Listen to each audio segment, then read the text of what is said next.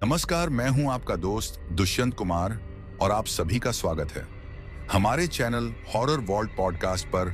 हम आपके लिए एक और कहानी लेकर आए हैं। अगर आप हॉरर कहानी सुनने के शौकीन हैं तो ये चैनल आपके लिए है। हमारे साथ जुड़ने के लिए चैनल को सब्सक्राइब करें। आइए कहानी शुरू करते हैं। सुमित को शहर के सबसे पुराने और कुख्यात कॉलेज में एडमिशन मिला था। यह कॉलेज पढ़ाई के लिए जितना मशहूर था, उतना ही अपने हॉस्टल में होने वाली रहस्यमयी घटनाओं के लिए बदनाम भी। पर सुमित जैसे प्रैक्टिकल सोच वाले लड़के के लिए ये सब अफवाहें मात्र थीं। पहली रात का साया हॉस्टल में दाखिल होते ही उसे एक अजीब सी ठंडक महसूस हुई, जबकि बाहर गर्मी थी। कमरा नंबर 306 उसे दिया गया था, जो तीसरी मंजिल के कोने पर था। सीनियर छात्रों ने उसे चेतावनी दी, उस कमरे में मत रुकना, वहां कुछ अजीब है। पर सुमित ने इसे सिर्फ मजाक समझा। वह आराम से अपना सामान जमाने लगा। रात गहराते ही उसे हल्की हल्की कानाफूसी सुनाई देने लगी।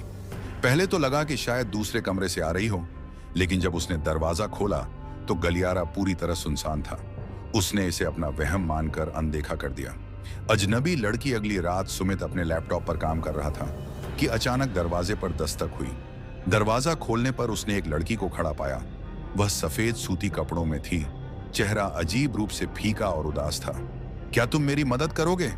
उसने धीमी ठंडी आवाज में पूछा।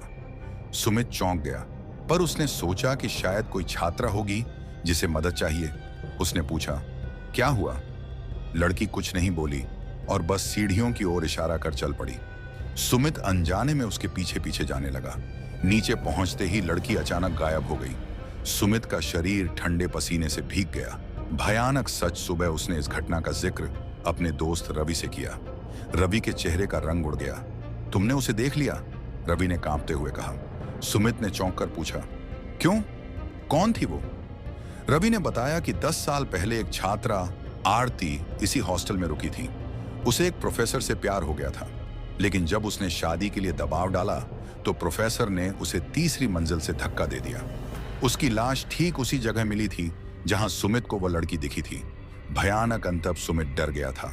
उसने हॉस्टल छोड़ने का मन बना लिया, पर उसी रात उसे फिर वही आवाजें सुनाई देने लगीं। इस बार वे कानाफूसी नहीं, बल्कि चीखें थीं। दरवाजा अचानक अपने आप बंद हो गया। खिड़की से बाहर देखा तो हॉस्टल के गार्डन में उसे वही लड़की खड़ी दिखी, लेकिन अब उसका चेहरा विकृत और भयानक था। उसकी लाल चमकती आंखें सीधा सुमित को घूर रही थीं। अगली सुबह सुमित का बिस्तर खाली था। हॉस्टल वालों ने बहुत खोजा, लेकिन वह कभी नहीं मिला। कुछ लोग कहते हैं कि उसकी चीखें अब भी कभी कभी हॉस्टल के गलियारों में गूंजती हैं। अगर आपको यह कहानी पसंद आई हो तो कृपया हॉरर वॉल्ट पॉडकास्ट चैनल को सब्सक्राइब करें। हमें कमेंट्स में बताएं कि आपको इस कहानी का कौन सा हिस्सा सबसे ज्यादा डरावना और दिलचस्प लगा है। और हाँ, ऐसे और भी डरावने और रहस्यमय रोमांटिक किस्सों के लिए बेल आइकन को दबाना ना भूलें, ताकि आप कोई भी नई कहानी मिस ना कर सकें। अब तक के लिए इतना ही। अगली कहानी में हम जल्द ही फिर से मिलेंगे। धन्यवाद।